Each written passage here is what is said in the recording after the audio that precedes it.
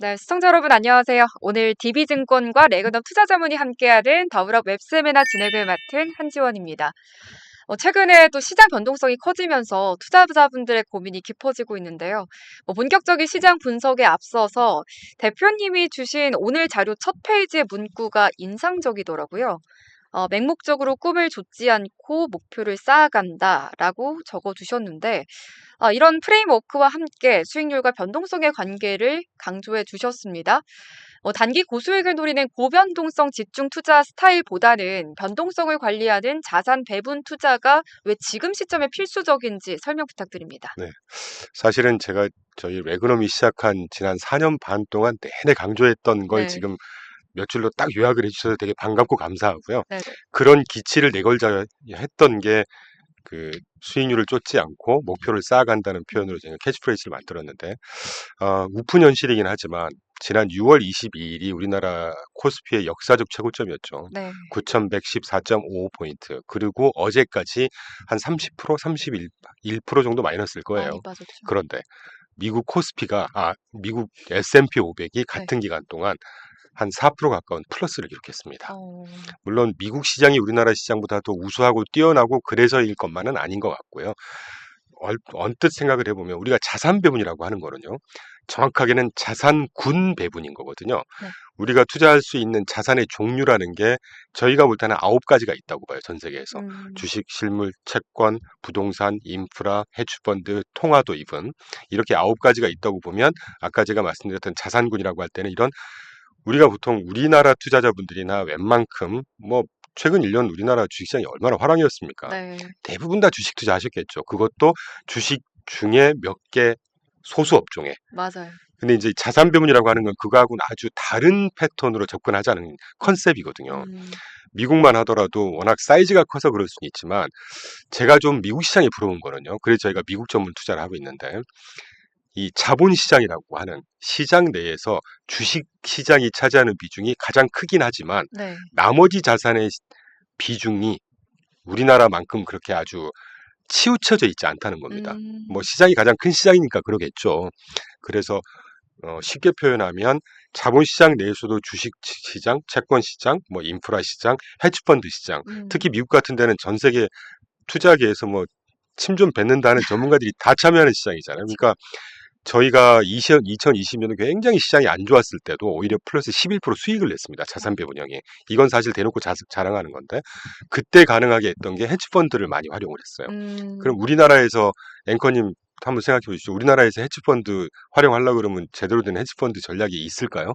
저는 좀 부족할 거라고 봐요. 음, 근데 미국 같은 경우는 사모펀드 형태로 헤지펀드도 많이 있지만 그거를 ETF라고 하는 시장이 생기면서 이 어, 헤지펀드 전략을 쓰는 ETF가 지금 이 순간에도 굉장히 많이 늘어나고 있습니다. 음, 이런 게 아주 장점이라는 것이죠. 그래서 이런 것들이 쌓여서 미국 시장을 놓고 보면 주식, 채권, 헤지펀드, 실물 이런 투자 대상 우리가 뭐 ETF건 펀드건 간에 음, 이런 것들이 굉장히 잘 구비가 되어 있어요. 그래서 개연성이 좀 떨어지게 들리실지 모르겠지만 자산 배분을 가장 잘 플레이를 할 수 있는 시장이 네. 미국 시장이더라. 그리고 이제 아까 좀 외둘러 돌아왔지만 자산 배분이 중요한 거는 시장이 최근에 어마어마하게 흔들렸지 네, 않습니까? 맞습니다. 이럴 때 자산 배분 포트폴리오와 이를테면 주식형의 아주 뭐 주식만 실었던 포트폴리오와 비교를 하면 수익률이 얼마나 차이가 날까요? 아, 편차가 있겠지만 저희 거 뭐 초대해 주셨으니까 저희 자산 배분형 펀드가 최근 한 달 반 동안 네. 오히려 플러스 났습니다. 어, 예. 물론 미국만 투자를 했기 때문에도 그러겠지만 네. 그런데 주식형 어땠을까요? 뭐 최근 코스피가 30% 마이너스였으니까요. 음, 이것만 직관적으로 봐도 자산을 배분한다고 하는 거하고 어떤 한 자산에 뭐 속된 표현으로 몰빵을 한다고 하는 것은 음, 기본적으로 리스크 관리가 되냐 안 되냐는 뭐 더 이상 말씀 안 드려도 아실 거예요. 그래서 네. 마지막으로 조금 이해가 편하시게 제가 그림을 하나 보여드리고 싶은데 이 페이지 좌측 그래프를 보시면 1년 동안 일정 기간 동안 우리가 투자를 한다고 할 때 이 두 가지 대안의 상품이 같은 20%를 수익을 달성한다고 보죠. 음, 그러면 파란색의 궤적이 뭐 오르락 내리락은 하지만 그래도 좀 완만하게 업앤다운을 하다가 20% 달성을 하는데 빨강색의 상품 뭐 B펀드, A펀드로 명명하겠습니다. B펀드 같은 경우는 시장이 오를 때 1등 했다가 시장이 빠질 때 꼴등했다가 20% 달성한단 말이에요. 음. 그러면 B펀드 같은 케이스가 어떤 케이스겠습니까? 최근에 전 세계를 흔들었던 레버리지 펀드, 레버리지에 어. 투자하는 이런 툴은 시장이 오를 때는 어마어마하죠, 수익률이. 뭐 2배짜리 레버리지는 10% 오르면 한 20% 이상 30% 상 수익이 나니까. 그런데 이번에 빠졌을 때 어땠나요, 지금? 이제 엄청 손해를 봤겠죠. 그렇죠. 난리가 났잖아요. 이거는 우리가 정말 저점과 고점을 정확하게 뭐 미래에서 온 사람처럼 잡는다면 성공하는 케이스죠. 그쵸. 그런데 이제까지 제가 30한 몇 년 동안 이런 식의 플레이를 해서 결국은 돈을 많이 벌었다, 수익을 많이 냈다는 케이스는 아주 드물었습니다. 음. 그게 기본적으로 시장이라는 거는 일직선 상승이라는 거 없는 거예요. 네. 반드시 올라갔다 떨어졌다를 하고 마지막으로 하나 예를 드리고 싶은 것은 지난주, 지지난주에 레오폴드 아시엠브레너라고 그 콜롬비아 대학을 19살의 천재라는 거 아닙니까? 그래서 졸업했고 오픈AI의 기술자로 있다가 1년 만에 뭐 어찌어찌 잘렸습니다. 네. 그리고 레오폴드 아시엠브레너 LP라고 하는 펀드를 만들어요. 그래서 이제 AI 얼마나 잘하겠어요. 기술자였으니까. 그쵸. 그러니까 막 테크주, 반도체주 몰빵에다가 제일 많은 레버리지가 약 4배를 썼다고 합니다. 4배면요. 퍼센티지로 400배의 레버리지를 썼다는 얘기예요. 1억이었으면 1억 담보로 4억을 빌려서 5억을 투자했다는 얘기입니다. 올해만 수익률이 430% 가까이 됐다고요. 어마어마하죠. 결국은 이 난리통에 거의 4분의 1로 쪼그라들었고 네. 그것도 결국 시타델의 헐값으로 넘기는. 아. 그러니까 시장 앞에서는 절대 확신이라는 거 금물이고 음. 아무리 내가 이제까지 수천 프로의 수익률을 얻었다고 해도 시장이라는 건 절대 일직선 하락 상승 없습니다. 네. 그렇기 때문에 기본적으로 자산을 적당히 배분하는 거는 꼭 이번 시장에서만 우리가 집중해야 되는 명제는 아니라고 봐요. 네. 그러면은 뭐 자산 배분을 하자라고 말씀해 주신 게 주식에만 몰빵을 하지는 말자 이런 그렇죠. 말씀이신 거죠? 네. 알겠습니다. 그렇다면 현재 우리가 처한 시장 상황부터 지수 중심으로 차근차근 짚어보겠습니다. 말씀해 주신 대로 최근에 뭐 한국과 미국 증시 모두 상당한 흔들림이 있었습니다. 그러니까 한국에 비할 바는 아니겠지만요. 어쨌든 네, 한국 증시 같은 경우에는 최근 신용 융자 잔고가 28조 원대까지 급감하고 예탁금도 축소되는 등 강한 반대 매매 그리고 변동성을 겪었습니다. 코스피 지수가 바닥을 찍고 반등을 좀 모색하고 있는 것 같기는 한데 시장의 수급과 변동성 측면에서 이제 좀 바닥권에 진입을 했다. 이렇게 볼 수 있을까요? 저는 바닥권에 진입한 지는 며칠 지났고 네. 바닥권을 탈피하는 바텀아웃 어, 국면이라고 봐요. 그럼 V자 반등을 기대해도 된다. 글쎄요. V자 반등은 사실은 힘들 것 같아요. 어. 우리나라 시장을 말씀하신다면. 네, 미국 같으면 네. 이렇게 보통 V자 반등을 보여왔죠. 네네. 아까 23년도 뭐 실리콘밸리 때도 그랬고 24년도 가을에 엔켈이 청산 때문에도 그랬고 그리고 또 급기야 작년 네. 뭐 3, 4월이었나요? 관세 때문에 한 20% 빠졌다가 또 V자 반등. 음. 근데 이제 그런 그 시장의 모습을 한국에 그대로 투영을 하면 안 됩니다. 반대로 한국의 시장의 패턴을 미국에 그대로 투영을 하면 안 돼요. 이건 완전히 다릅니다. 사이즈 자체도 다르고 시장 참여자들의 패턴도 다르고 경제 구조도 다르고 그리고 이제 자본시장의 어떤 펀더멘털도 다르기 때문에 그런데 우리나라 같으면 V자 반등보다는 그래도 좀 완만하게 이제 바닥은 탈출했던 것 같아요. 그리고 네. 실제 아까 언급해 주셨지만 뭐 예수금 잔고라든가 신용 융자 잔고, 네네. 예수금 잔고야 뭐 그대로 보여주는 거니까. 근데 제가 보는 신용 융자 잔고가 30한 9조까지 갔다가 지금 28조, 28조까지. 29조까지 떨어졌다가 최근 한 1, 2주, 일주일 동안 다시 조금 늘어났거든요. 그런 것들은 신용 융자 잔고라는 게 뭐 항상 올라가는 게 나쁜 것만은 아니죠. 아니 시장이 좋을 것 같으면 적당히 빌려서 적당한 레버리지, 음. 뭐 적당한 빚을 내서 할 수도 있는 거니까. 네. 근데 과거 한 달 전까지만 해도 39조까지 갔다는 거는 저도 이 업계에 한 33년 있었던 사람으로서 코스피가 역사적 고점 부근에서 신용 융자 잔고가 드러나거나 또는 2월 22일 날 역사적 고점 2주일 전에 정확히 2주일 전에 5월 27일 날 레버리지 ETF가 출시됐다. 이런 거는 자본시장에 몸담은 사람으로서 반성도 해야 됩니다. 이런 생각이 들고 그래서 뭐 좀 신용 융자 잔고가 많이 해소된 거잖아요, 지금. 네네. 거의 뭐 1, 2년 전 수준까지 해소가 된 거니까. 그런 면에서 보면 너무 광분했던 시장. 음. 그냥 막 묻지마 투자했던 거에서는 조금 이제 조금. 진정 국면, 조금 뭐라 그럴까요? 좀 네, 완화됐다. 진정을 좀 하는 네. 그런 측면에서는 오히려 저도 실제 삼성전자도 갖고 있고 음. 마이너스 큽니다, 아직. 그래서 제가 떳떳하게 말씀드리는데 네. 이 정도의 너무 과한 조정이어서 좀 마음이 아프기도 하고 그러니까요. 마음도 아프신 분 많겠지만 그래도 어떡하겠습니까? 시장이 이렇게 움직이는 거잖아요. 음. 거기에 적응하고 앞으로 수익을 꾸준하게 내는 방법을 찾는 게 중요하다고 볼 때 네. 이 정도의 변동성 조정은 저는 오히려 건강한 거라고 봐요. 어. 앵커님, 이 조정하기 전에 많이 우리나라 올랐으니까. 코스피가 따블이 났습니다. 2,500포인트, 네. 3,000포인트였다가 지금 9,000포인트 찍었었어요. 그렇죠. 이런 장은 역사적으로 전무후무예요. 음. 전무후무합니다. 몇백 년 전에 튤립 파동이라든가 네. 이런 거에 비할 바는 아니지만 음. 그런 패턴이었어요. 이게 음. 앞으로 계속 그렇게 간다고요? 그거는 시장이 그렇게 가지 않아요. 근데 사실 많은 분들이 '어느 정도의 조정은 있을 거다.'라고 예상을 하셨겠지만 이렇게 이틀 만에 거의 막 20% 가까이 빠지고 25%막 30%씩 빠지고. 그러니까 저도 진짜 깜짝 놀랐거든요. 살면서 제가 뭐 살아봤자 이제 뭐 많이 살진 않았지만 어쨌든 이렇게까지 빠지는 게 말이 되나 싶을 정도로 좀 놀랐거든요. 근데 이게 건강한 조정이라는 게 빠져도 좀 적당히 이제 조금 올랐다가 빠졌다가 이러면서 좀 계단식으로 하얀 곡선을 그려야 될 것 같은데 그렇죠. '너무 급격하게 빠진 거 아닌가.'라는 생각도 그런데 앵커님 들거든요. 생각해 보세요. 아까 네. 언급드렸던 대로 많이 올랐잖아요. 그렇죠. 단기간에 1년 동안 따블이 났다니까요. 그렇긴 하죠. 네. 그러면 SK하이닉스 지금 5페이지 그래프 한번 보겠습니다. 6월 22일 날이 우리나라 역사적 최고점. 그 이후에 8월 7일 현재로 음. 코스피가 31% 빠졌고요. 8월 7일 현재입니다. 네. S&P500이 3.8% 플러스, 삼성전자가 35% 가까이, SK하이닉스가 51% 음. 반토막 났죠. 네. 그래도 1년 전 대비하면 한 몇 많이 배는 올랐죠. 올랐을 거예요. 이거 생각하자는 거예요. 저도 지금 이 종목들 갖고 있습니다. 네. 그러니까 우리가 자꾸 흔들리고 막 마이너스인 것만 생각을 하지만 음. 올랐던 걸 생각을 하면 이 음. 정도가 적정한 조정이다? 저는 아직 모르겠어요. 뭐 더 빠질 거라는 말씀이 아니고요. 네. 그렇기 때문에 우리 앞에 그 가장 중요한 화두를 던져주신 것처럼 음음. 그래서 이렇게 오르는 국면이건 빠지는 국면이건 항상 배분을 하자. 네. 그래야 수익률을 얻을 때 좀 기대보다는 욕심보다는 덜었겠지만 음. 빠질 때도 확실히 덜 빠진다. 아. 이게 저희 매그넘 투자자문이 주창하는 바고 투자 철학이에요. 음. 그래서 저희 캐치프레이즈가 꿈만 쫓지 말고 네. 적당히 조금씩 수익을 쌓아가서 만들어 가자라는 거죠. 그럼 결국에는 뭐 욕심보다는 목표를 정해서 꾸준히 뭐 쌓아가자. 그런 방법도 일환일 테고요. 네. 네, 알겠습니다. 그럼 이번엔 또 미국 시장 이야기 해보겠습니다. 미국 S&P 500 지수 역시 뭐 지정학적 리스크라든지 정책 악재가 나올 때마다 조정을 받았지만 저점을 높이면서 그래도 회복은 하는 모습을 보여줬습니다. 뭐 앞서도 말씀해 주셨지만 국내 증시가 조정을 받을 때 미국 증시는 그래도 플러스를 보였거든요.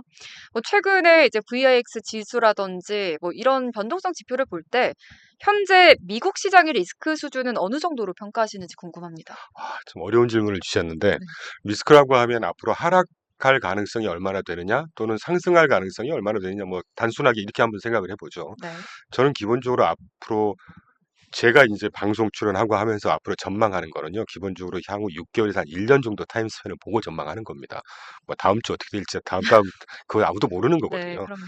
그렇게 조금 우리가 생각하는 것보다는 조금 더 길게 볼 수밖에 없는 것은 결국 우리가 뭘 갖고 시장을 전망하고 분석하나요? 저희 음. 매크로 분석한다고 그랬잖아요. 네네. 지난주 발표됐던 뭐 고용 보고서라든가 뭐 이제 오늘 저녁에 또 발표되겠네요. CPI 소비자 물가 지수라든가 네. 소비 지수라든가 이런 것들을 보고 판단하는 거 아닙니까? 또 가장 중요한 이따가 소개해드리겠지만 정책적인 어떤 행보 이런 음. 것들을 보고 판단하는 것인데 그런 거시 지표라든가 이런 것들은 시장을 좀 더 길게 영향을 미치고 네. 긴 걸 반영을 하죠. 음. 근데 정답은 아무도 모르지만 제가 짧지만 한 30몇 년 해보니까 이런 거시의 흐름, 정부의 정책의 흐름은 시장에 투영이 되는 게 짧으면 6개월에서 한 1년 걸려요. 음. 그러니까 그 정도의 타임 스팬으로 전망하는 게 가장 히트레이쇼가 높더라라는 말씀을 먼저 좀 드리고 먼저 여러분께서 익숙하신 변동성 지표를 한번 보겠습니다. 지표 갖고 우리가 판단할 수밖에 없는 거니까 보통 우리가 이제 그 가장 흔한 지표는 빅스 변동성 지표죠. 이 변동성 지표는 그 CME 선물 시장에서 옵션을 가지고 이렇게 매매하는 양을 갖고 집계를 해서 만드는 지표인데 이게 근거리 옵션 가격, 그러니까 앳더머니죠. 이게 뭐라 그럴까요? 만기가 얼마 안 남은 곧 도래할 만한 그러니까 역설적으로 곧 도래할 만한 ATM 가격은 지금 현재 주가보다는 많이 괴리가 되지 않습니다. 그렇지 어, 않겠습니까? 오늘이나 내일 바로 도달할 만한 가격이니까 음, 막 얼토당토하는 무슨 지금 주가 대비해서 30%막 높게 지른다 이럴 가능성은 거의 없잖아요. 그쵸. 그래서 빅스 같은 경우는 저는 개인적으로 이렇게 앞으로 그 전망을 하는 게 중요한데 그때는 그렇게 음, 의미는 좀 낮다고 보는데 음, 참고로 스큐 지수를 저는 항상 봅니다. 어, 스큐 지수라는 게 보통 이제 블랙스완 지수라고 해서 글로벌 금융위기 때 아주 각광을 받았던 지표고 글로벌 금융위기 때가 2008년도였으니까 그때 제가 도이치자산운용 있을 땐가 하여튼 그랬는데 그때부터 제가 이걸 계속해서 팔로우하고 있거든요. 그런데 정확한 한 줄 정도 뒷라인을 드리면 스큐 지수라고 하는 거는 향후 30일 동안에 시장에 내재된 변동성을 그대로 집계해서 발표하는 거예요. 그런데 아까 빅스 지수처럼 옵션 뭐 콜옵션이나 풋옵션을 매매하는 양각국 하는 건 비슷하지만 빅스는 앳더머니라고 그랬잖아요. 네. 곧 도래할. 그런데 이 스큐 지수는 아웃더머니입니다. 그러니까 음, 지금으로부터 만기가 좀 한참 남은 먼 아, 기간에 도달할 수 예상하는 음, 옵션 가격. 예를 들면 S&P 500 같으면 지금 S&P 500이 뭐 한 4,700포인트인데 뭐 지금 한 7,000 몇백 포인트죠. 지금이 7,000포인트인데 한 두 달 몇 달 있다가 요게 한 15,000 갈 것 같다라고 지르는 세력들이 있을 거 아니에요. 네네. 콜옵션을 사거나 풋옵션을 매도하거나 이런 걸 갖고 집계하는 거기 때문에 이게 한 앞으로 한 달 내 정도에 내재된 극단의 변동성, 아, 테일 리스크라고 하죠. 거의 도달은 안 하지만 최근 한 달 동안 우리가 예상하지 못한 변동 이런 것들을 아주 잘 보여줍니다. 어, 그런데 스큐 지수가 최근에 쑥 빠지죠. 그러다 조금 올라왔는데 이거는 뭐 평균 정도보다 낮은 수준이니까. 그래서 제가 아까 모두에 변동성이 이제 마트아웃을 하고 변동성이 좀 극단의 변동성은 좀 진한 국면이 아니냐라고 하는 뭐 여러 가지 이유가 있지만 변동성 지표로만 봐도 이런 국면이 아닌가 하는 생각이 드는 것이죠. 알겠습니다. 증시의 향방을 결정짓는 가장 큰 축은 결국 미국의 정책과 통화 환경입니다. 최근 시장이 주목하는 거시 경제 변화들이 많았죠. 반도체 미국 내 생산 지원이라든지 연방정부 차원의 자산 형성 계좌 프로젝트 이런 것들이 있을 텐데 이런 정책들이 증시에 어떤 유동성 모멘텀을 주게 되는지 또 궁금합니다. 뭐 익히 아시는 내용이 있을 수도 있는데 네, 지난 7월 4일 날 우리가 우리나라에서 이렇게 이런 농객들이 트럼프 어카운트 얘기 잘 안 하는 것 같아요.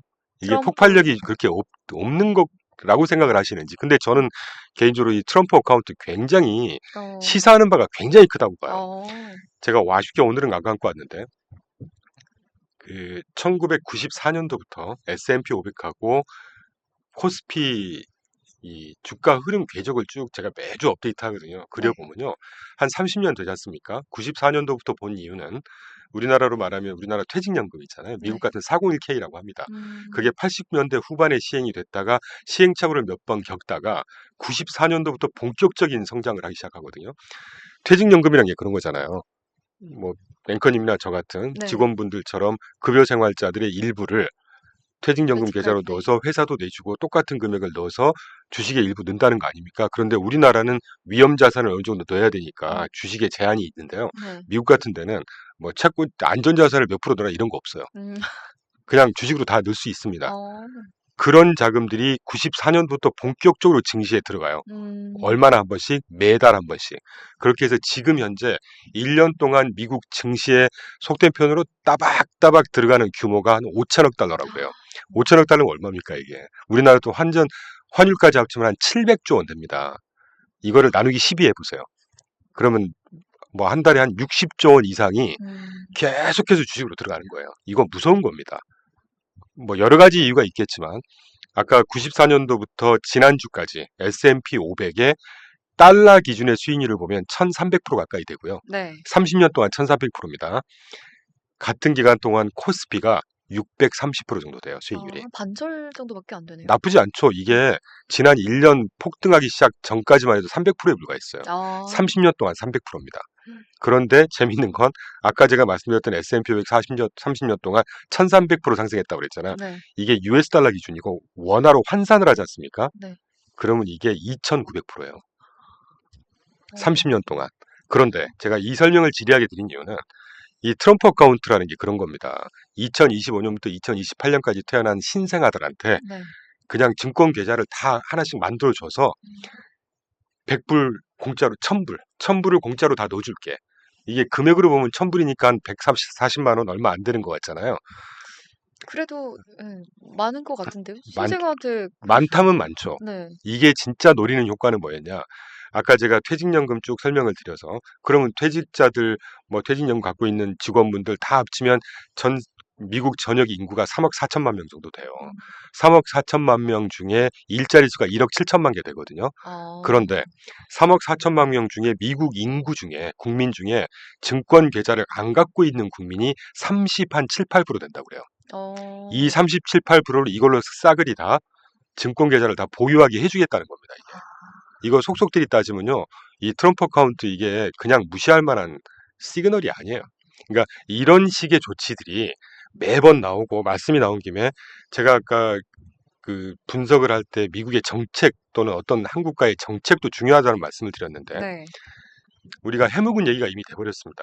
오빠 법안 기억나십니까? OBBBA라고 해서 작년 7월 4일 날 통과된 One Big Beautiful Act잖아요. 빌 액트잖아요. 네. 이게 이제 뭐 감세를 많이 해준다거나 사회복지를 축소하면서 국방 이민 강화한다거나 재정세제 유출, 그러니까 이를테면 급여생활자들이나 일반 국민들 또는 법인들한테 이 감세, 그 리베이트라고 하죠. 연말에 소득공제 이런 걸 왕창 해주면서 음. 소득을 늘려주겠다는 법이거든요.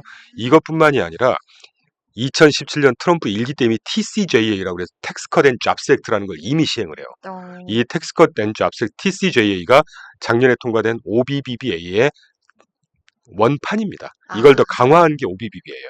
이 두 가지만 보더라도 기업들 법인세 깎아주고 그 뭐 감세 많이 해주고 이보다 더 소비를 진작시킬 수 있는 조치가 어디가 있을까? 그리고 이제 산업 측면에서는 IIJA법이라고 해서 인프라법이라고 우리 한참 몇 년 전에 음.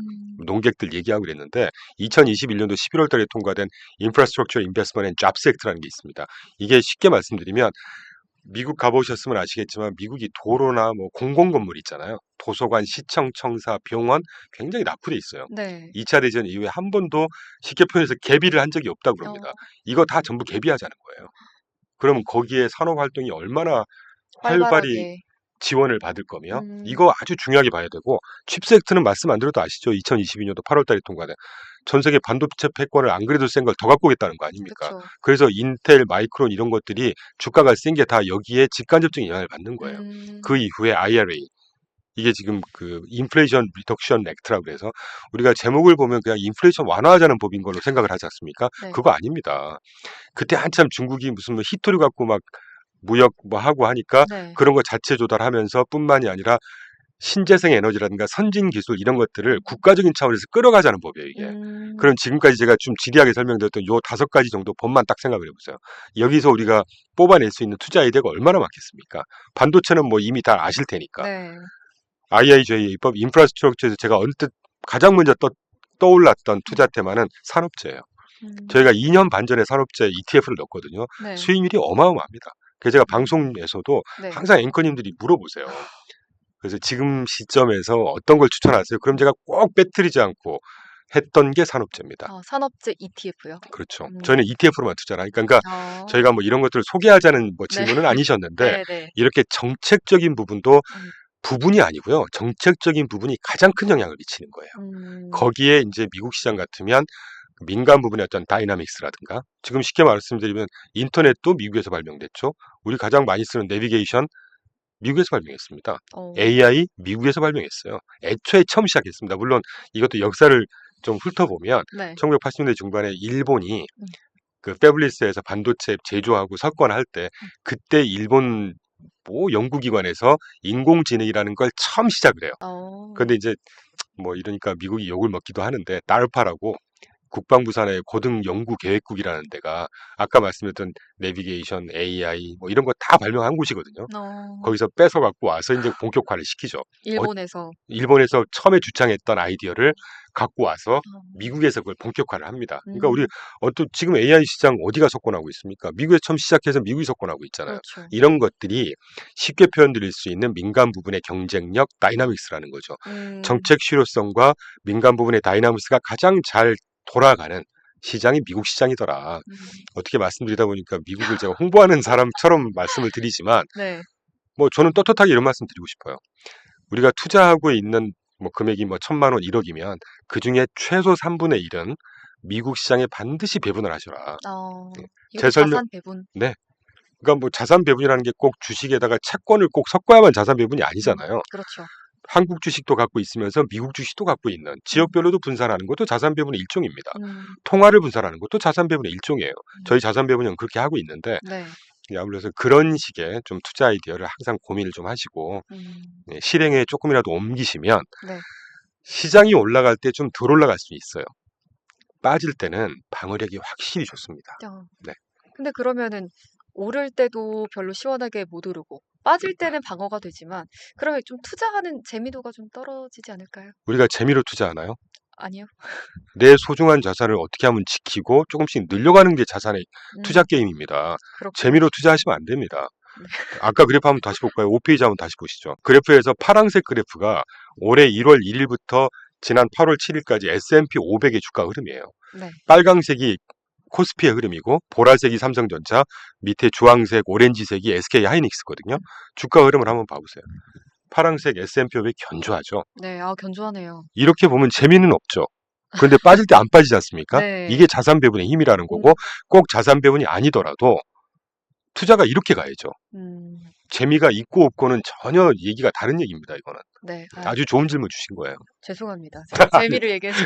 그런 뜻이 아니고요. 네. 이제 또 많은 분들이 사실 투자를 하실 때 뭐 정말 조금씩 오르는 것보다 왜 예전에 한창 코인 바람 불었을 때도 그 코인 열풍이 있었던 게 많이 오르니까 그만큼 또 시원하게 이제 수익을 보시는 분들이 계시다 보니까 그런 건데 아무래도 이렇게 횡보하는 그런 그래프를 보면 좀 투자자분들이 쉽게 손이 안 가지 않을까 싶어서 제가 이렇게 질문을 네. 드린 거고요. 그럼요. 네. 또 다른 이야기도 한번 해보겠습니다. 제17대 연준 의장 취임 이후에 뭐 포워드 가이던스 중단 그리고 뭐 대조표 축소 등 뭐 연준의 큰 변화가 관찰되고 있습니다. 뭐 이걸 좀 풀어서 얘기를 하자면 RMP 그러니까 지급 준비금 관리 매입 그리고 SLR 구제 완화가 이런 시중 유동성에 미치는 영향은 어느 정도 될까요? 오늘 중요한 질문을 한꺼번에 막 던지셔서 네. 반갑기도 하고 재밌는데요. 네. 일단 두 가지 꼭지를 주신 거예요. 케빈 워시가 이번에 새로 신임 의장으로 등판을 하면서 어떤 영향을 미칠 것인지에 대한 거 하나 있고 네. 그거하고 또 연계를 해서 연준이 지금 시중에 유동성 관리를 어떻게 하고 있는지 이 두 꼭지거든요. 하나씩 설명을 드리면 케빈 워시가 최근 한 2년 동안 과거에 그가 계속해서 인터뷰를 했던 것들이 네. 연준의 대차 대조표를 확실히 축소시켜야 된다. 이게 무슨 말이냐면요. 연준의 대차 대조표라고 하는 것은 연준이 시중의 유동성을 늘리고 줄이는 방법이 금리도 올리고 낮추고 조절하는 방법이 있지만 실제 그 오픈 창구라고 합니다. 우리가 FMC라고 하는 네. 1년에 8번 여는 게 공개 시작 조작 위원회를 FMC라고 표현을 해요. Federal Open Market Committee라고 해서. 그러니까 공개 시장 조작이라고 하는 것은 연준이 직접 시장의 창구에서 어떤 툴을 가지고 시장의 유동성을 빨아들이거나 여러 가지 방법으로 네. 또 제공을 해주거나 이런 의미를 갖고 있거든요. 그래서 대차 대조표라고 하는 것을 확 줄인다는 얘기는 아까 제가 말씀드린 창구에서 시중의 유동성을 늘려주려면 시중에 있는 뭐 국채라든가 MBS, 모기지 채권이라든가 네. 이런 것들을 시중에 있는 걸 사줍니다. 사면 매입 자금이 어디로 갈까요? 시중으로 빠져나가겠죠. 이게 이제 오퍼레이션이라는 거예요. 그런 식으로 계속해서 유동성을 늘려주다 보니까 연준인의 어떤 뭐 계좌 내에는 자산 부채 계정에는 뭐가 쌓일까요? 시중으로부터 산 국채라든가 MBS가 쌓여 있겠죠. 그래서 이렇게 많이 쌓여 있는 연준의 대차 대조표를 줄이겠다는 얘기는 갖고 있는 이 증권들을 다 처분하겠다는 얘기입니다. 네. 그러면 시중의 유동성이 어디로 올까요? 다시 시장에 파니까 시장에서 이 채권들을 산 자금은 연준의 계좌로 다시 현금으로 들어오겠죠. 그러면 시중의 유동성이 줄어든다는 얘기예요. 이러니까 여러 꼭지 중에 하나 대차 대조표를 축소한다는 그의 과거의 발언을 갖고 연준이 케빈 워시가 굉장히 매파인 사람이고 그래서 이 스탠스를 반영해서 앞으로 연준도 금리를 굉장히 올리면서 매파적인 스탠스로 갈 거야라는 게 한 달, 2달 전까지만 해도 케빈 워시를 예상했던 시장의 반응이었단 말이에요. 네. 그런데 실제로 보면 그가 사실은 그럴 수 있죠. 그러니까 이게 케빈 워시 효과 중에 안 좋은 효과가 네. 가문의 영광이죠. 그 어린 나이에 트럼프 일기 땐가 그 35살에 약관 35살에 연준에 이사를 했던 사람입니다. 그럼 얼마나 똑똑하겠어요. 저도 뭐 그 사람이 좋아서 이런 말씀 드린 게 아니라 네. 최근에 시장의 반응을 보면 그분에 대해서 막 뭐 비난하고 그럴 수는 있죠. 그런데 그게 뭐가 중요합니까? 어떤 뭐 들뜨러지는 생각을 하든 들뜨러지는 발언을 하든 그 사람이 와서 그 사람의 생각을 가지고 그 사람의 소신껏 또는 연준이 그나마 저는 안심하고 있는 것은 케빈 옷이 아니라 제롬 파월 때도 그랬지만요. 제롬 파월 아니라 케빈 옷이 트럼프가 와도 트럼프 맘대로 연준 의장 한 사람 맘대로 정책을 조절할 수가 없어요. 거기는 정말 그 19명이잖아요. 왜? 네. 연준 이사 6명인가 7명 그리고 그 미국 전역의 연방준비은행 음. 12개 총재들이 모여서 이제 다수결로 결정한단 말이에요. 그러니까 집단 지성을 발휘해서 그걸로 다수결로 결정하기 때문에 저는 안심을 하고 있지만 근데 제가 이렇게 좀 돌아 설명을 드린 이유는 케빈 오씨가 입각을 하기 전부터 지금 현재까지도 케빈 오씨가 굉장히 매파다 시중의 유동성을 확 줄일 거야 이런 목소리가 아직도 있습니다. 음. 그런데 실제 그렇지 않다는 거예요. 보시면 20페이지가 그건데 그 좌측 그래프를 보시면 연준의 자산 구성 제가 아까 왜 대차 대조표 안에다가 시중에 있는 증권을 막 사서 네. 산 매입 자금을 시중에 뿌려주면 유동성을 공급해 주는 거라고 그랬는데 네. 그러다 보면 이제 연준의 대차 대표 내에 증권이 쌓여 있을 거 아닙니까? 그걸 도식화해서 보여드리는 거예요. 그래서 음. 가장 밑에 제가 화살표를 빨간색 세 개로 그려놓은 게 최근에 이 가장 이 연두색인지 색깔이 모르겠는데 귀색 부분의 이 비중이 최근에 늘어나고 있죠. 음. 늘어나고 있다는 게 그 증권들을 더 많이 매입하고 있다는 얘기입니다. 시중에서 오해하는 것처럼 연준이 케빈 오씨 때문에 매파여서 다 팔아서 시중 유동성을 빨아들인다 그러면 이 비중이 줄어들었을 거예요. 오히려 늘어나고 있다니까요. 그래서 이런 수치를 놓고 우리가 시장에서 좀 오해 내지는 과대 해석하는 게 중요한 게 아니라 음. 실제로 페드가 어떤 식의 정책 행보를 보이고 있는지가 굉장히 중요한 것이죠. 그래서 기본적으로 하여튼 연준은 지금 시장에서 생각하는 막연하게 그 전망했던 것처럼 케빈 워시가 굉장히 매파고 앞으로 여기에 또 한 꼭지로 이제 시장에서 오해했던 것들이 이미 FMC가 2번 돼서 동결을 했기 때문에 네. 그런 우려가 좀 잠잠해지긴 했지만 제가 올 연초부터 그랬어요. 케빈 워시가 그렇게 매파인 사람이 아니다. 어. 그가 발언을 그렇게 해서 본 거지. 뭐 하여튼 거시 환경도 비춰볼 때 그런 전망을 하곤 했었는데 이번에 그 7월, 9월, 7월에도. 7월, 8월 하여튼 FMC 2번 해서 동결해 버렸기 때문에 네. 시장에서는 이제 예상했던 것 지금 매파가 아니네. 이제 이런 국면으로 들어가는 것 같아요. 그래서 이제 아울러서 최근에 장기금리 10년물, 30년물 금리가 제가 지금 30한 2년 됐는데요. 10년물 금리가 4.7인 건 처음 봤습니다. 이거 금리가 가장 중요한 영향을 미치거든요. 네. 증시에도 그렇고 경제에도 그렇고. 그런데도 불구하고 역설적이지만 이렇게 4.7, 4.6을 넘는데도 불구하고 증시가 이렇게 올라간다는 거는 미국 경기가 그만큼 세다는 거예요, 지금. 어. 기업 실적도 엄청 세다는 것이고. 그래서 하여튼 좀 이것저것 말씀을 드려 죄송하긴 하지만 연준, 케빈 워시를 비롯한 연준이 우리가 생각했던 것처럼 그렇게 매파 아니다. 어. 그래서 올해 연말까지 저희 하우스는 네. 기본적으로 FMC 다 동결할 거라고 봐요. 어. 시장에서 지금 막 인상 가능성 맞아요. 어쩌고 뭐 참고로 일주일 전 지난주 FMC 전까지만 해도 지금까지만 해도 다음 9월 FMC에서 25bp 인상 확률이 배드워치에서 67%가 찍혔었거든요. 음. FMC 끝나고 딱 며칠 전에 보니까 44%로 쑥 떨어졌습니다. 뭐 제가 예상했던 대로 다행히 가고 있구나는 생각을 하고 있고. 네. 근데 이제 음, 오늘 기준으로 내일 이제 CPI랑 PPI가 나오잖아요. 나오겠죠. 그걸 보고서 또 연준이 그럼 금리를 결정할 거다. 근데 아무래도 그때 7월에 FOMC를 했을 때 동결은 했지만 메시지를 또 매파적으로 던졌다. 이렇게 보는 분들이 많으시더라고요. 그래서 여전히 그 인상 가능성이 남아있는 거 아유 아닌가. 인상 가능성이야 뭐 네. 1%건 10%건 있겠죠 당연히. 네네. 결국 확률 아닙니까? 그렇죠. 그러니까 다시 한번 케빈 오씨를 네. 제가 뭐 두둔 내지는 한 번 더 할게요 네. 멘트를. 케빈 오씨가 했던 여러 가지 지금 FMC를 개혁하자는 거 아닙니까? 음, 개혁이라는 말을 써가면서 송두리째 바꾸겠다는 거거든요 지금. 음. 근데 저는 상당 부분 그의 견해에 찬성하는 편이에요. 어, 첫 번째 대차 대조표 줄이는 건 아까 지리하게 설명드렸으니까 네.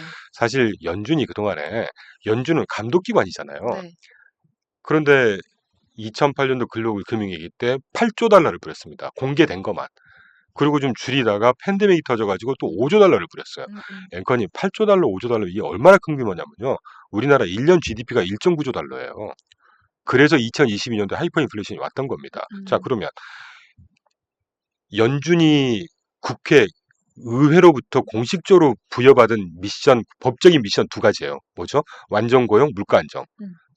고용은 그렇다 치고 네. 그러면 새로 신임 의장이 입각을 했는데 거기다 넣고 물가 괜찮으니까 뭐 우리 뭐 대충 할 거예요. 금리 안 올릴 거 이렇게 얘기하겠습니까?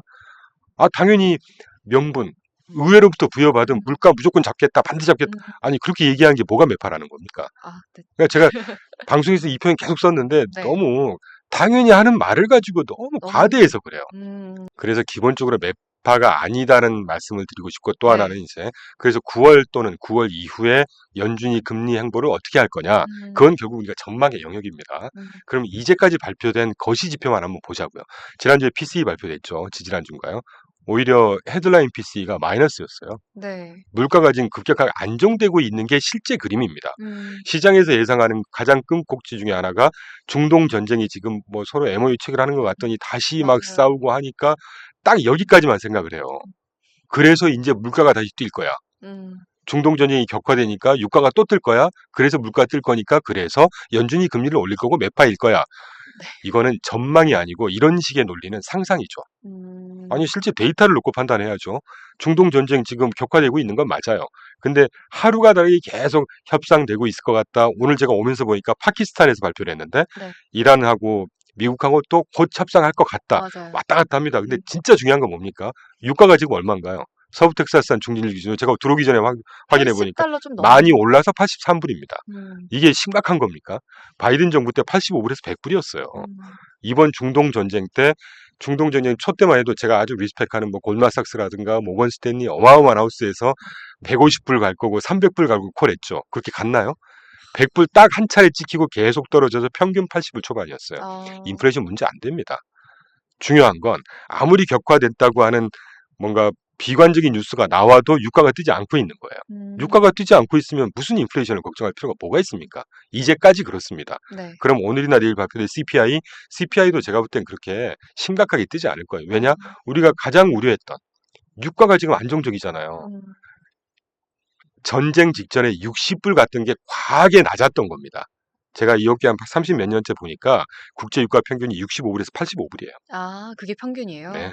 여러 가지 이유가 있지만 음, 또 길어지니까 그 설명은 빼고 네네. 거기에 지금 벗어나고 있지 않다니까요. 음, 그럼 어떤 근거로 인플레이션이 심해질 거다? 물론 저 역시도 안 좋게 생각하는 부분이 있죠. 메모리 반도체 가격이 지금 최근 4년 동안 800% 네, 상승했습니다. 많이 올랐죠. 요만한 반도체 하나가 800% 상승했어요. 우리나라 돈으로 한 4, 5만 원 하다가 지금 몇십만 원이니까. 음, 이제 이런 것들이 앞으로 인플레이션 플러스 3분기 이후에 이제 메모리 반도체를 갖다가 쓰는 회사들, 하이퍼스케일러들이나 이런 회사들이 이제 수익에는 조금 영향이 있을 거예요. 그럼 네네. 그때 가서 또 판단을 해야 되는 문제고, 음, 지금 FMC가 앞으로 9월 비롯해서 9월 이후에 금리를 올릴 거냐 내릴 거냐의 문제에 있어서 음, 제가 몇 가지만 말씀을 드렸지만 지금 그 제가 매일매일 지금 팔로우를 하고 있는데요. 네. 금리를 인상시킬 만한 거시 환경은 전혀 아니다는 게 어, 저의 생각입니다. 알겠습니다. 앞서서 이제 국채금리 이야기를 계속 해주셨는데, 관련해서도 좀 질문을 드려볼게요. 이렇게 연준의 유동성 지원 조치에도 불구하고 장기 국채금리가 높은 수준을 유지하고 있습니다. 재정 적자와 AI 인프라 자금 수요가 원인으로 꼽히고 있는데, 그러면 이 장기채 금리 상승이 주식시장 전체에 미칠 영향은 어느 정도로 보시는지 궁금합니다. 굉장히 막대하죠. 음, 그 저희가 이제 거시를 주로 분석을 해서 그러는데 네, 거시 지표 중에 가장 중요한 지표를 꼽아라. 금리입니다. 네. 금리가 경제 전반에 정말 막강한 영향을 미치고 그러면 주식시장에는 어떤 영향을 미치냐 그건 말 안 해도 당연히 중요한 겁니다. 그래서 제가 아까 모두에 이렇게 높은데도 금리가 그런데도 높은데도 불구하고, 주가가 상승하는 건 정말 세긴 세구나라는 이런 음, 생각을 하는데 근데 이제 조금 더 자세하게 뜯어보죠. 10년물 금리가 지금 한 전쟁 전만 해도 4.2, 3 왔다 갔다 하다가 지금 4.7까지. 4.5 해도 심각하게 생각했는데 4.7 네. 찍혔어요. 다행히 어제도 그렇고 오늘 프리마켓에서 한 3bp 떨어져서 음, 4.6 중반까지 조금 안정화되는 저는 안정화될 거라고는 보는데 여러 가지 이유가 있죠. 가장 먼저 우리가 이렇게 호사가들이 얘기하는 게 뭐 미국의 재정 적자가 역대급이다. 음, 미국은 기축통화국입니다. 돈 필요하면 윤정기로 찍어내버려도요. 어, 베네수엘라처럼 돈 양이 많아지면 화폐가 휴지 조각이 되고 그런 나라 아니에요, 미국은. 음, 아무리 많이 찍어내도 전 세계에서 없어서 못 찾는 게 US 달러라는 그런 말씀으로 가름을 하고 그래서 재정 적자 얘기하는 거는 네. 저는 좀 전문성에 기반한 얘기는 아니다. 어, 좀 외람되지만 그런 생각하고 있고 가장 좀 개연성이 있는 금리가 상승하게 하는 이유 중에 하나, 여러 개 중에 하나 첫 번째는 지금 하이퍼스케일러들이 막대한 자금을 조달하면서 물론 이렇다고 해서 또 하이퍼스케일러들이 막 CDS 프로그램 최근에 막 떠서 이충환 대표가 저렇게 하는 거 보니까 하이퍼스케일러들이 진짜 재정 상황이 안 좋아지겠구나 이런 생각 하시면 안 됩니다. 그 하이퍼스케일러들이 지금 막 인류 역사 이래로 최고 수준의 최대 규모의 지금 투자를 한다고 하잖아요. 네. 그 투자하는 규모의 60%를 자체 자금으로 조달하고 있어요, 지금. 음, 나머지 한 30-40% 부족한 걸 미리 좀 땡겨서. 확보해 놓으려고 유상증자, 얼마 전에 인텔도 그렇고 맞아요. 구글도 그랬고 채권 발행하는 것이고 이거를 심각하게 생각하시면 안 됩니다. 음, 그리고 그럴 만한 이유가 있고 이건 제가 좀 이따 중요한 그래프를 보여드릴 텐데 이런 것들 때문에 채권 시장이 어쨌든 채권 이 공급이 많아지잖아요, 지금. 네. 그러니까 이 채권 시장의 투심 자체가 얼어붙는 거죠. 음, 그러면 어쨌건 채권 시장의 채권의 공급이 많아진다는 얘기는 공급이 늘어나니까 금리는 상승하겠죠. 이렇게 영향을 미치는 게 아닌가 하는 생각이 또 하나 들고 그다음에 뭐 유가 상승 저는 유가 상승 이유 안 된다고 봐요. 아까 어, 말씀드렸잖아요. 그냥 그 수준에 있기 아니 때문에. 평균 밴드도 돌파하지 못하는 유가 상승이 무슨 금리 상승하고 연결이 됩니까? 인플레이션에 영향 없고요. 네. 그래서 이제 또 하나는 기간 프리미엄 확대라고 하는 것인데 우리가 장기 금리 일단 지표물 금리가 10년이니까 10년 갖고만 예를 들어보죠. 10년물 장기 금리라고 하는 것은 단기 기대 금리에다가 단기적으로 막 수급이라든가 이런 것들을 반영한 텀 프리미엄이라는 게 있습니다. 기간 프리미엄. 기간 프리미엄이 채권 수급이 많아지 안 좋아지거나 뭔가 불안하고 이러면 확 떠서 결국은 단기 기대 금리에다가 기간 프리미엄이 이제 상승을 하면 이 두 가지가 합쳐서 장기 금리가 된단 말이에요. 네. 그래서 이제 지금 22페이지에서 보시는 것처럼 파란색 금리가 10년물 국채 금리 추이이고 빨간색 점선이 좌측 기준으로 텀 프리미엄의 추이입니다. 이 텀 프리미엄에다가 가장 밑에 군청색 단기 기대 금리가 합쳐져서 우측 기준으로 파란색 장기 금리가 형성이 되거든요. 그러니까 결론부터 말씀드리면 이 빨간색 점선 텀 프리미엄이 가장 먼저 시장의 어떤 요소들을 빨리빨리 반영을 해요. 아, 그러면 가장 밑에 있는 단기 기대 금리가 네. 뒤늦게 좀 따라가는 경향이 있죠. 그런데 보시면 최근에 4.7 찍고 막 30년물 금리가 5.2% 찍고 그랬지 않습니까? 맞아요. 그때 이 빨간색이 막 스카이라케팅을 하죠. 쭉 올라갔다가 최근에 축 떨어지고 있습니다. 그래서 이 떨어지게 하는 요인을 살펴보면 뭐 수급 측면, 인플레이션 우려 조금 경감되는 거, 지난주 FMC 하고 나서 막연하게 FMC가 금리를 인상시킬 거고 막 이렇게 예상했던 것들이 이제 지금 조금 더 동결이었구나. 이제 네. 좀 뭐라 그럴까요? 좀 텐션을 좀 낮추는 이런 과정을 반영하고 있는 게 아닌가라는 생각이 들죠. 그래서 아직 사실 높은 수준이긴 합니다. 네. 4.64, 4.65 막 이런 식이니까 10년물이. 맞아요. 과거 경험에서 보면 이렇게 해도 주가가 상승할 수 있나? 이 정도의 굉장히 높은 수준이에요. 그런데도 하여튼 뭐 주식은 뜨는 거니까 네. 뜨는 게 중요한 거잖아요. 그렇죠. 그런데 전망이 중요한 거니까 저는 조심스럽긴 하지만 이런 텀 프리미엄의 궤적이라든가 네. 또는 인플레이션 아마 오늘 저녁에 CPI 분명히 양호하게 나올 거거든요. 네네. 그러면 또 그걸 반영해서 텀 프리미엄이 또 뭐 극적일지는 모르겠는데 그래도 이 완화 추세, 하향 추세가 조금 더 지속되지 않을까. 그러면 장기 금리도 지금 4.64에서 뭐 4.5가 보인다든가 조금 길게 볼 때 뭐 여기서 길다는 거는 한 2, 3주, 한 달 정도 볼 때 네. 조금 진정되는 국면. 어, 그러면 기본적으로 주식이라 위험 자산에도 우호적인 환경인 것이죠. 네, 그 정도 큰 그림을 보고 있어요. 알겠습니다. 뭐 국채금리 이야기까지 짚어봤고요. 또 많은 투자자분들이 가장 관심 있게 보시는 섹터가 뭐 계속 앞에서도 언급을 해주셨지만 AI 산업입니다. 뭐 시장 전체를 이끄는 주도 섹터로서 AI 산업의 지속 가능성에 대한 논쟁이 뜨거운 상황인데요. 뭐 최근에 이제 또 이런 AI 기술 경쟁이 치열해지면서 뭐 관련 반도체, 하드웨어 섹터의 주가 변동성도 커졌습니다. 뭐 이거는 미국도 그렇고 한국 시장에서도 그렇고요. 근데 시작의 일각의 우려와 달리 실제 글로벌 AI 인프라라든지 컴퓨팅 파워 수요의 선순환 구조는 유지되고 있다. 이렇게 볼 수 있을까요? 유지를 넘어서 더 네. 가속화되고 있다고 저는 판단하고 있어요. 어, 그렇게 판단하고 있는 것이 이번 2, 4분기 기업 실적 발표가 이제 거의 마무리 국면이지 않습니까, 네네. 지금?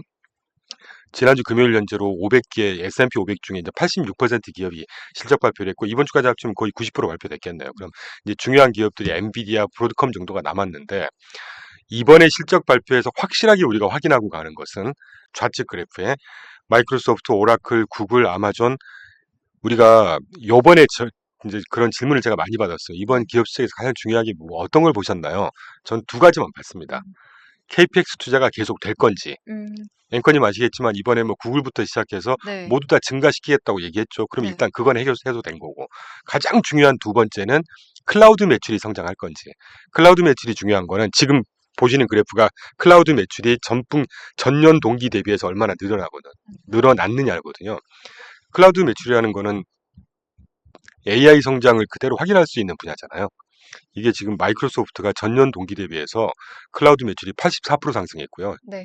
성장했고, 오라클이 360%, 구글이 385%, 아마존만 해도 154% 전망했습니다. 그러니까 음. 이러면 AI 성장이 막 뭐 불안할까?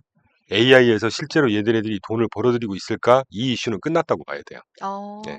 그래서 이번에 2, 4분기, 네. 사실 2, 4분기 실적 시작할 때가 좀 불안했죠. 네. 구글이 실적 발표로 괜찮았는데 프리 잉여 캐시플로우, 잉여 현금 흐름이 네. 이제 적자 전환, 이거 심각한 얘기일 수 있거든요. 네네. 전혀 그게 아니라고 저는 보지만. 음. 그래서 하여튼 그렇게 시작을 했는데 쭉 놓고 보니까 기업 실적들이 들쭉날쭉했지 않습니까? 네네. 그래도 주시장이 안전을 찾은 거는 아까 음. 말씀드렸던 AI 성장에 대한 또는 클라우드 매출이 이렇게 폭발적인 성장을 한다고 하는 것은 AI 성장도 성장이지만 AI 성장 내에서 실제로 매출이 발생되고 있는지를 우리가 간접적으로 확인한 겁니다. 예. 어.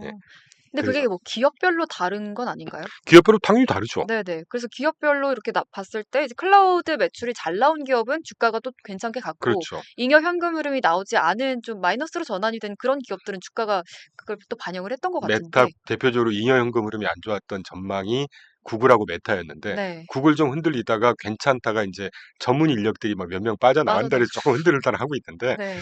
무슨 뭐 우리가 이제 음. 종목을 얘기할 자리는 아니지만 네네. 결국은 이 하이퍼스케일러들 내에서 하이퍼스케일러가 5군데 회사 아닙니까? 구글, 오라클, 마이크로소프트, 메타, 아마존 뭐 한 5군데 회사잖아요. 이 5군데에서 AI 시장을 석권하는 회사가 반드시 나올 겁니다. 아. 역으로 이 하이퍼스케일러들을 밖에서 석권하는 시장이 나올까요? 그럴 리는 없어요. 네. 없을 것 그렇지 않습니까? 왜냐하면 하이퍼스케일러라는 게 네. AI 시장을 기본적으로 깔고 가는 게 뭡니까? 하드웨어, 데이터 센터, KPX 투자잖아요. 네. 이 KPX 투자를 주도하고 있는 게 5개 회사 아닙니까? 그럼 이 5개 회사를 벗어난 데서 주도하는 회사가 나온다고요? 그럼 말이 안 되는 거예요. 근데 저는 그중에 결국 승자가 누가 될 거냐라고 하신다면 네. 그중에 반드시 구글은 껴있을 거라고 봐요. 어. 뭐 그 정도만 말씀을 드리고 네. 그래서 이제 아울러서 시장이 다 뭐 AI 성장 확인했고 매출 실제로 성장하고 있는 거는 그 그래프는 제가 갖고 왔는데 자 그러면 이제 또 두 번째 이슈 AI 성장에서 이렇게 막대한 투자를 하고 있는데 여기서 실제로 수익이 환원이 될 수 있을까? 음. 투자한 만큼 벌어들일 수 있겠어? 이게 지금 작년 말부터의 화두가 진짜 된 중요한 거죠. 화두잖아요. 네네. 이번에 저는 그게 깔끔히 씻겼다고 봐요. 아 이번에 실적을 네. 발표하면서요. 제가 아쉽게 오늘 그 그래프는 안 갖고 와서 말씀이지만 시청자 여러분들 꼭 귀담아 들어주십시오. 우리 이제까지 프리 캐시플로우 얘기했죠. 네. FCF만 얘기했지 않습니까? 프리 캐시플로우가 뭡니까? 본연의 업에서 벌어들이는 게 매출, 영업 현금 흐름이잖아요. 네네.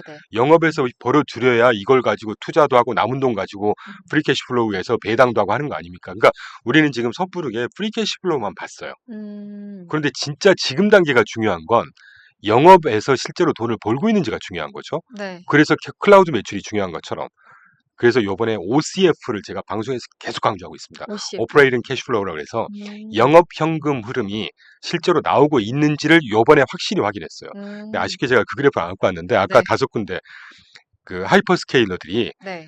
그 한 2, 3년 전부터 분기별로 OCF 오퍼레이팅 캐시플로우를 보면요. 한 20% 후반대로 계속 성장하고 있습니다. 어. 이거는 실제로 데이터가 있어요. 네. 필요하시면 제가 나중에 보내드리는데 그러면 영업에서 실제 현금이 발생하고 있다는 거는 투자를 했음에도 불구하고 거기서 AI 관련한 뭐 데이터 센터건 KPX 투자건 실제로 영업 활동이 이루어진다는 얘기고 장사가 된다는 얘기고 실제 현금 흐름이 수익이 나고 있다는 얘기입니다. 그럼 이걸로 이제 작년부터 얘기했던 수익화 가능 이 얘기는 끝난 거예요. 어. 그래서 요번 이 실적 발표가 갖는 의미는 그렇게 컸다라는 거고 이제까지 저희가 뭐 KPX 투자하는 만큼 벌어들일 수 있을까 또는 이 너무 많이 투자하는 거 아니야? 거기다가 또 CDS 프리미엄까지 막 뜬다고 하고 근데 최근에 볼까요 그래프? 12페이지 좌측 그래프에 떴다가 최근에 쑥 또 하락하고 있어요. 실적 발표 지나 보면서 네. 실제 돈을 보고 있구나. 그리고 그 AI 매출 성장을 탄탄히 하고 있구나 확인하니까 쑥 CDS 프리미엄이 또 떨어지고 있는 것이죠. 그러니까 이런 것들을 좀 구체적인 데이터를 보고 우리가 판단해야 된다. 그리고 마지막으로 14페이지가 오늘 가장 중요한 그래프라고 저는 감히 생각하는데 이 하이퍼스케일러들이 KPX 투자가 이게 너무 많이 하는 거 아니야? 가당키나 해 이거? 돈 벌 수 있어? 이거잖아요 지금. 네네. 근데 그런 우려를 하지 마셔라라는 게 제 생각입니다. 저는 물론 뭐 기술자 아닙니다. 테크니션 아니고 네. 그런데 회사가 어떤 투자를 하고 영업을 했을 때 어떤 구조로 전략적인 투자를 했을 때 이게 어떤 효과가 있는지는 우리가 충분히 판단할 수 있는 얘기잖아요. 14페이지가 그걸 직관적으로 보여드리는 겁니다.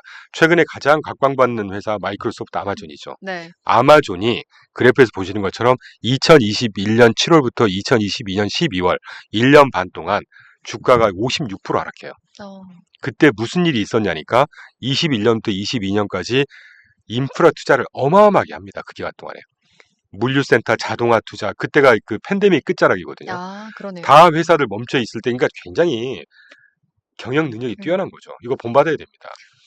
회사가 막 셧다운되고 다 경제가 망할 거라고 했었을 때 막대한 현금을 기반으로 해서 물류 자동화에 투자를 어마어마하게 해요. 그리고 이번에 실적 발표에서 각광받았던 아마존 웹 서비스 클라우드 인프라에 투자를 어마어마하게 합니다. 자, 보세요, 앵커님. 우리가 프리캐시 플로우를 따져서는 안 된다고 말씀드린 이유가 지금 AI 투자가 마무리 국면인가요? 한참 중반을 달려가고 있습니다. 네네. 그러면 AI 시장을 석권하는 얘기는 그건 나중 얘기고 음. 투자를 하는 시간에 투자를 반영한 순 영업 현금 흐름이 어쩐지를 판단한다고요? 그것도 말이 안 되는 거예요. 한참 지금 투자를 할 시기지 않습니까? 네네. 그러면 중요한 건 아까 강조드렸던 투자에서 실제로 영업이 이루어지고 있고 거기서 영업 현금 흐름이 발생되는지가 중요한 OCF가 그래서 중요한 것이고 그럼 이제 OCF가 발생이 되면 거기서 KPX 투자 비중을 뺀 게 프리캐시 플로우란 말이에요. 네네.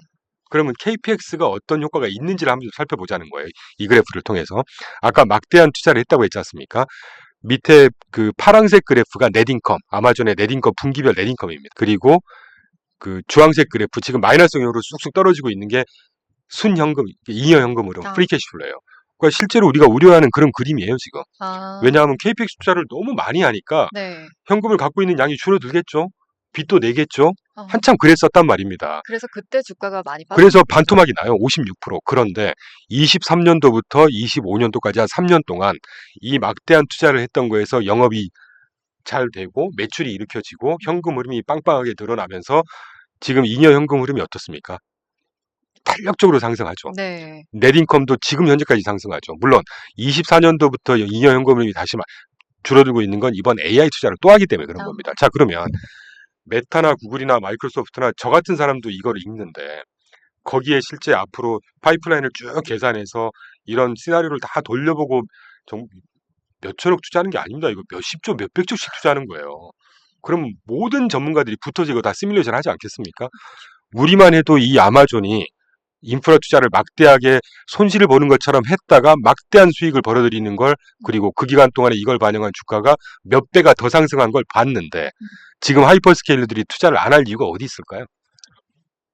저는 이런 생각하고 있어요. 그래서 이 아마존의 KPX 투자가 주가 상승이라든가 기업 재무 상황, 펀더멘털에 어떤 효과가 있는지를 이 그래프 하나로 딱 보여드리는 거기 때문에 이제까지 우리가 지리하게 뭐 프리캐시플로우가 어떻고 KPX 투자 돈을 벌 수 있고 이 그래프 하나로 저는 딱 종지부를 찍을 수 있는 그래프다 이런 생각하고 있어요. 그럼 최근에 이제 계속 나왔던 뭐 FCF 우려보다는 OCF 그러니까 영업 현금 흐름을 체크해봐야 된다. 당연하죠. 네, 이렇게 말씀을 해주셨습니다.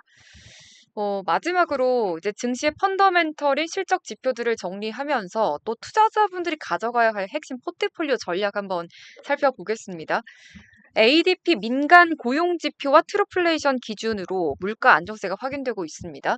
여름, 겨울철 계절성 착시 현상을 감안하더라도 미국 경제 연착륙 가능성은 어느 정도로 평가하시는지 궁금합니다. 앵커님, 저는 연착륙은 네. 가당치도 않다고 생각하고 있고요. 얼마나 세게 갈 거냐. 너무 과열이어서 물가가 네. 오히려 경제가 과열 성장을 하면 물가도 과열되는 거거든요. 네네. 이걸 오히려 걱정해야 될 타이밍이 아닌가. 저는 이런 생각해요. 물론 이 것이 분야마다 좀 다르긴 합니다. 네. 경제 전체 성장, 우리 보통 GDP 나오라고 하죠. 아틀란타 연방은행에서 실시간으로 계속 다음 분기 성장률을 발표하거든요. 네. 물론 그게 항상 맞진 않아요.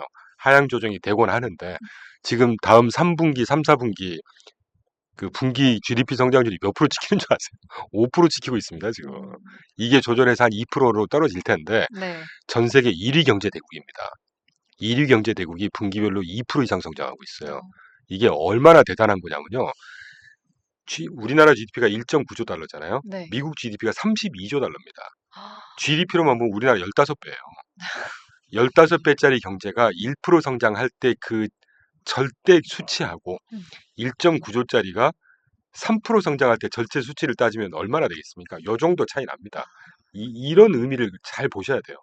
그러니까 연착륙은 제가 볼 땐 그 좀 확실히 인지를 시켜드리려고 제가 가당치도 않다는 표현을 네네. 썼는데 연착륙 걱정이 아니라 네. 얼마나 좀 덜 세고 아, 적정하게 갈지. 음, 그래서 기본적으로 주식시장이 그런 우려에도 불구하고 네네. 슬금슬금 꾸준하게 가는 게 그런 거죠. 예, 음, 하여튼 그렇게 생각을 좀 해야 된다는 거고. 네. 근데 반면에 노동시장을 보면 조금 우려가 돼요, 사실. 제가 고용시장 말씀하시는 네, 거죠? 고용시장. 네. 제가 항상 좋은 말씀만 드리면 좀 재수 없으실까 봐 제가 저도 그 안 좋은 거 하나 말씀드리고 하겠는데 네. 지난주 고용보고서 발표됐을 때 네. 그 신규 일자리, 비농업 신규 일자리 넘판 페이롤이 마이너스 2만 5천 개 음, 나왔잖아요. 근데 그거는 그 미국 경제 지표도 항상 계절성이라는 게 있습니다. 아, 시즈널리티라는 게 있어서 네. 그 겨울철, 여름철이 되잖아요. 그러면 항상 고용이나 소비가 안 좋게 싫어요. 한 번씩 고용 실업률이 뜬다든가, 뭐 음, 비농업 신규 일자리가 확 줄어든다든가, 음, 소비도 좀 줄어들고 이런 식입니다. 항상. 왜 어, 그러냐면 겨울철, 지난 겨울철 어땠나요? 막 한파, 폭설 해갖고 난리 났었잖아요. 네. 눈이 뭐 몇 미터씩 쌓였다는 거 아닙니까? 그럼 외부 활동 줄어들죠. 외식 어, 안 할 거죠. 이제 그런 거죠. 그리고 노동시장 같은 경우도 특히 뭐 여름 한 7월부터 그런 패턴이 항상 보이는데 더우니까. 더우니까 활동도 음, 줄어들겠고 쉬고 싶은 사람도 아무래도 있지 않겠어요? 또 하나는 더워서. 우리나라하고는 다른 게 미국은 그 네. 선생님들 있으시지 않습니까? 네네. 교사님들, 네. 교사분들이 방학이 되면 실업자로 분류가 됩니다. 어, 100%가 다 그런 건 아니지만 네. 그런 것 때문에 항상 시드널티가 있어서 물론 음, 마이너스라는 거는 지금 고용 쇼크입니다. 어떻게 음, 보면. 음, 근데 중요한 건 아까 왜 가장 먼저 제가 이런 말씀드렸던 게 거시지표라고 하는 거는 바로 다음 달 이렇게 봐서는 안 된다. 이게 쌓여서 최소 짧게는 6개월에서 한 1년 정도는 봐야 된다 이런 말씀 드렸잖아요. 네. 그래서 이런 지표가 만약에 다음 달 발표되는 다다음 달 발표되는 것까지 이런 식으로 계속 나온다 이러면 쇼크입니다. 음, 근데 저는 그럴 가능성 아주 낮게 보고 있고 음, 레그넘 시작한 22년도부터만 보더라도 항상 소비나 노동 지표가 계절성이 있어요, 항상. 아, 그래서 이제 그 정도가 조금 우려되는 부분이고 앞서 한번 언급드렸지만 이제 AI발 인플레이션, 음, 반도체 가격 이 앞으로 내년 상반기까지는 반도체 가격 또는 반도체 업종의 주가 상승은 또 이걸 반영해서 괜찮을 것 같거든요. 네. 뭐 최근에 흔들흔들 한다고는 하지만 오늘 삼성전자 뭐 한 7% 올랐지 않습니까 또? 네. 뭐 삼성전자도 그렇고 SK 하이닉스도 네네. 그렇고. 이제 기본적으로 벌어들이는 게 변하지 않았잖아요, 회사가. 아니 그 AI 왕좌라는 엔비디아보다 현금을 더 번다는 거 아닙니까 삼성전자가. 많이 과하게 급하게 올라서 이게 조정하는 것뿐이지 음, 저는 상승세 물론 전 최고점을 도달할 수 있을까? 좀 쉽지 않아 보이긴 해요. 음, 워낙 급하게 갔기 때문에. 그래도 기본적으로 지금으로부터 우상향은 저는 믿고 있습니다. 저도 아, 갖고 있고. 네. 예.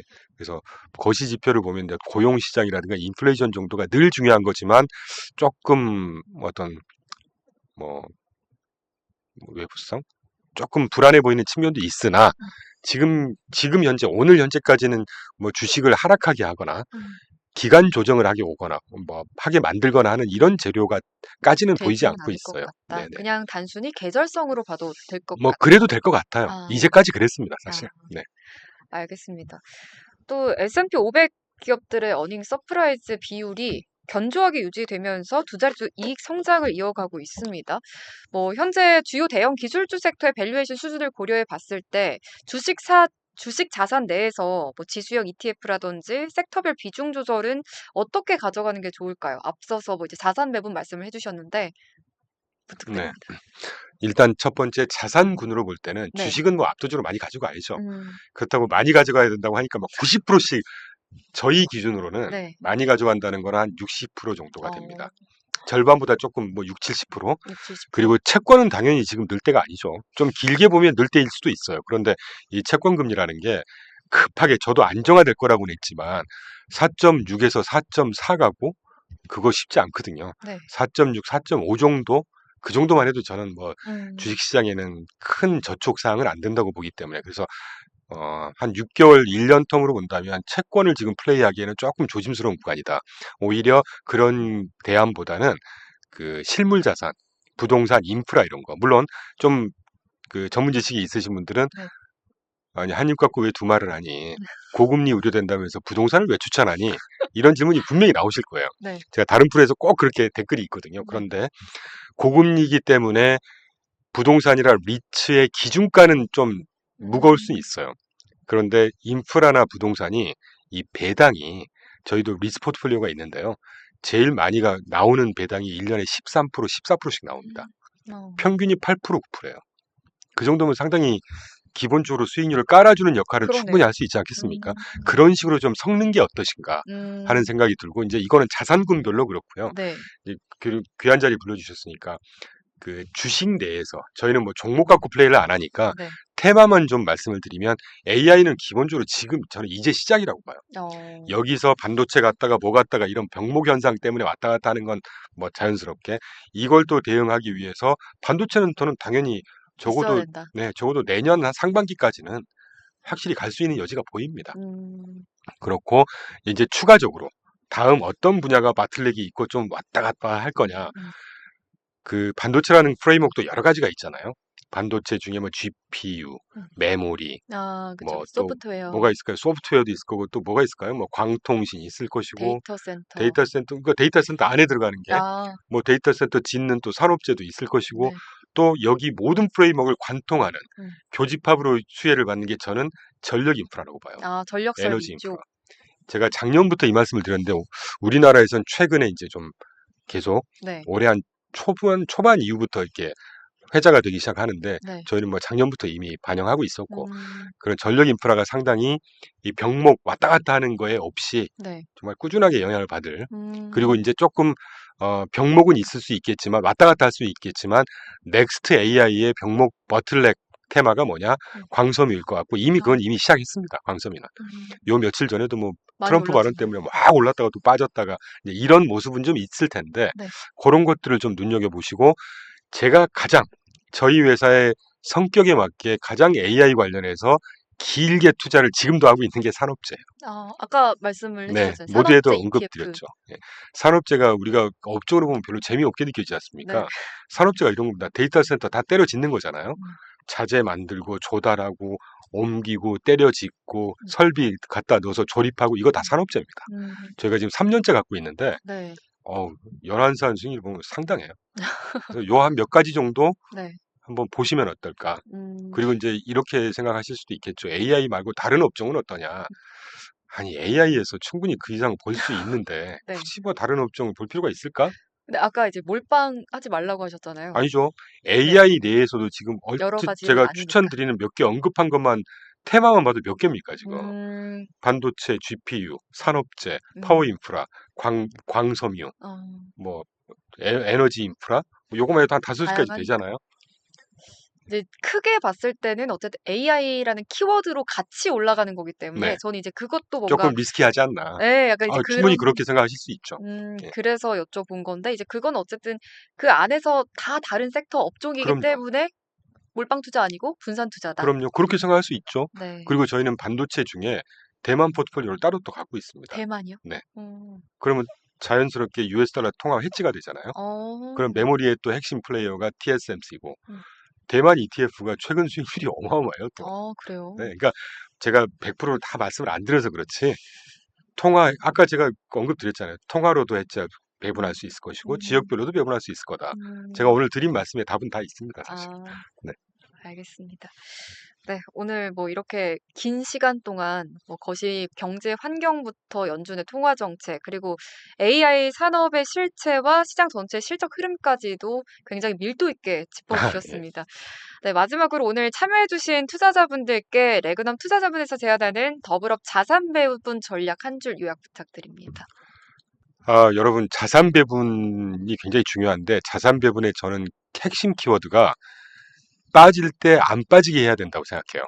이거를 전문성 있게 표현하면 위험 관리하는 거고 리스크를 항상 줄이자 이런 표현인데 그렇게 하기 위해서는 섞고 분산하고 배분을 하셔라. 무조건 그냥 오를 때 전혀 참여도가 안 되게 배분하시라는 말씀은 아니고, 근데 이런 걸 모든 걸 관통하는, 우리가 투자 활동을 하는 데 있어서 모든 걸 관통하는 가장 중요한 핵심 키워드는요, 위험 관리입니다. 변동성 관리, 하락 관리예요. 음. 네, 그거는 뭐 제가 더 강조 안 드려도 네. 최근 시장을 우리가 다 보고 왔기 때문에, 그래서 그 정도 머리에 담아 두시고 실제로 그러면 저 사람이 얘기하는 위험 관리, 변동성 관리를 어떻게 해야 되는지를 한번 고민을 해보십시오. 제가 이 짧은 시간 동안에 이렇게 하시면 됩니다. 이거는 참 사실 외람된 표현이기 때문에 그렇게 한번 여러 제 말씀도 그렇고 여기 전문가들에게 좋은 말씀을 한번 들어보시면 대충 답이 보일 겁니다. 뭐 특별한 방법이 없거든요. 네, 그 정도만 강조를 드리고 싶어요. 네. 결국에는 오늘 나와 주셔서 계속 하는 말이 결국에는 이 하나인 것 같아요. 한 곳에만 몰빵 투자하지 말고 전반적으로 뭐 자산을 좀 배분해서 꿈보다는 목표를 정해 그렇죠. 놓고 그렇죠. 꾸준히 쌓아가는 방식으로 투자를 해라. 네. 이렇게 말씀을 해 주신 것 저희 같습니다. 캐시프로까지 다시 또 네. 캐치프레이즈까지 강조해 주셔서 감사합니다. 네. 네. 아무튼 오늘 뭐 긴 시간 동안 이렇게 또 함께 해 주셨는데 네, 여기서 마무리하도록 하겠습니다. 네. 오늘 말씀 고맙습니다. 네, 감사합니다.